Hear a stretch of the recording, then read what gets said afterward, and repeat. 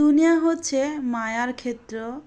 মায়ায় ভরা এই দুনিয়া, তার মধ্যে সংসার হচ্ছে অন্যতম একটা মায়ার আশ্রয়স্থল। এই সংসারের প্রত্যেকটা জিনিসই কিন্তু আমাদের ভালোবাসার, মায়ার, আর প্রত্যেকটা জিনিস কিন্তু আমরা ভালোবেসেই যত্ন করি। হ্যালো এভরিওয়ান, আসসালামু আলাইকুম। আপনারা সবাই কেমন আছেন? আশা করি আল্লাহর অশেষ রহমতে সুস্থ আছেন, ভালো আছেন। আমরাও আলহামদুলিল্লাহ ভালো আছি। যারা দেশ এবং দেশের বাইরে থেকে আমার ভিডিওটা দেখতে শুরু করেছেন, প্লিজ একটা লাইক দিয়ে পুরোটা ভিডিও কন্টিনিউ করবেন। আর যারা আমার চ্যানেলে আজকে নতুন ভিজিট করেছেন, সাবস্ক্রাইব করে আমার চ্যানেলের পাশেই থেকে যাবেন। আপনারা আমার পাশে থাকবেন, আমিও আপনাদের পাশে থাকবো ইনশাআল্লাহ। মুদাসিরের রুমটা গুছিয়ে এরপর অফ ক্যামেরায় সকালে নাস্তা করে নিয়েছি। মুদাসিরের বাবা বাজারে চলে গিয়েছিল। বাজার থেকে মেথি শাক এনেছে, চিকেন এনেছে আর মটরশুঁটি এনেছে। তো এটা হচ্ছে সোনালি চিকেন। নতুন আলু দিয়ে সোনালি চিকেনের ঝোল রান্না করব। সেই রেসিপিটাই আজকে আপনাদের সাথে শেয়ার করব। আশা করি পুরোটা ভিডিও আপনাদের খুব ভালো লাগবে। ভালো লাগলে পুরোটা ভিডিওতে আপনারা আমার সাথেই থাকবেন। আর এই তো কাটাকুটি করে রান্না করতে চলে এসেছি। প্রথমে একটা কড়াইতে আমি সরিষার তেল দিয়ে দিলাম, এর মধ্যে পেঁয়াজ কিছুক্ষণ আমি ভেজে নিচ্ছি। তো দুই চুলায় কিন্তু রান্না বসিয়ে দিব আজকে। এক চুলায় মেথি শাকটা ভাজি করে নিব, আর আরেক চুলায় আমি চিকেনের ঝোল রান্না করব। আর এই শীতের সিজনে নতুন আলু দিয়ে চিকেনের ঝোল খেতে কিন্তু খুবই ভালো লাগে। আর এখানে আমি তেজপাতা, এলাচ, দারচিনি দিয়ে দিলাম। এখন কিছুক্ষণ ভেজে নিব পেঁয়াজের সাথে। এই তো। আর অপর পাশে চলে আমি শাকটা ভাজি করব। এই জন্য কিন্তু এখানে সরিষার তেল গরম করে সেখানে একটা শুকনা মরিচ দিয়ে কিছুক্ষণ ভেজে নিচ্ছি।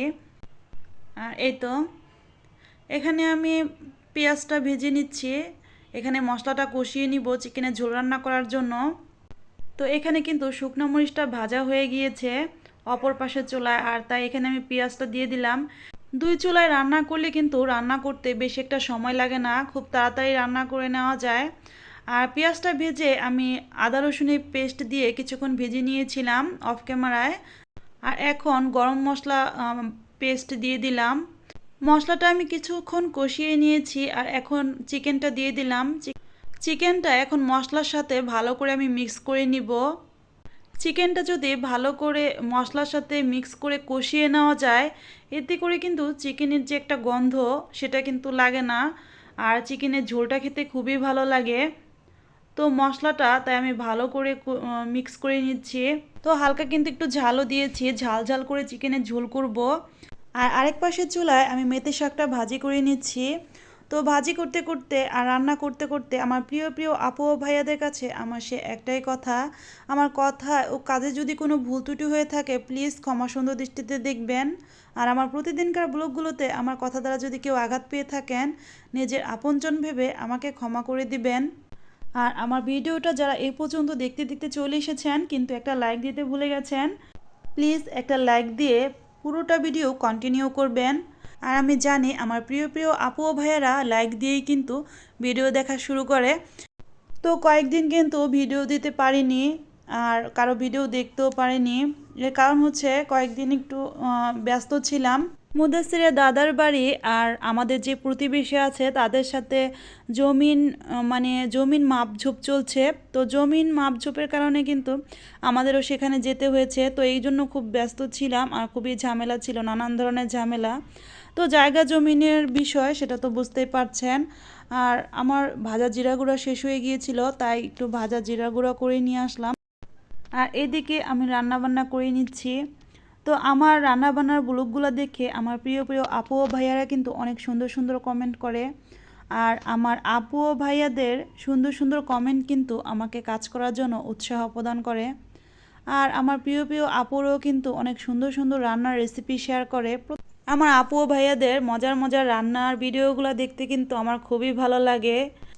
এদিকে আপনাদের সাথে কথা বলতে বলতে আমার চিকেনের ঝোলটা কিন্তু প্রায়ই হয়ে আসছে, তাই উপর দিয়ে একটু ভাজা জিরার গুঁড়া দিয়ে দিলাম। আমি যেহেতু একটু চিকেনের ঝোল রান্না করব, তাই কিন্তু একটু ঝোলটা বেশি দিয়েছি।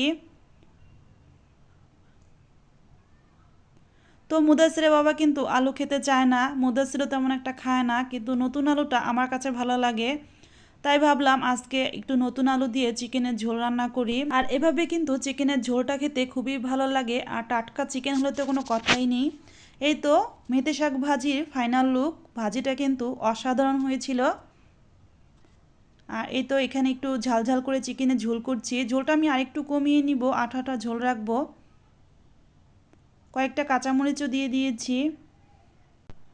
এভাবে নতুন আলু দিয়ে চিকেনের যদি আঠা আঠা ঝোল করেন তাহলে কিন্তু ভাত খেতে আর কিছুই লাগে না।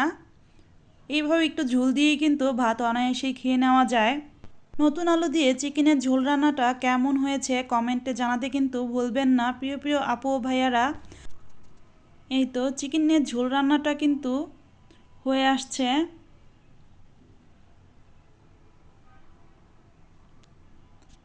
আজকে আমাদের দুপুরের খাবারের মেনু হচ্ছে নতুন আলু দিয়ে চিকেনের ঝোল, মেথি শাক ভাজি আর হচ্ছে ভাত। অফ ক্যামেরায় আমরা দুপুরে খাওয়া দাওয়াটা করে নিব। তো খাওয়া দাওয়ার পর কিন্তু আবারও আসছি, আপনারা কিন্তু আমার ভিডিওর সাথেই থাকবেন।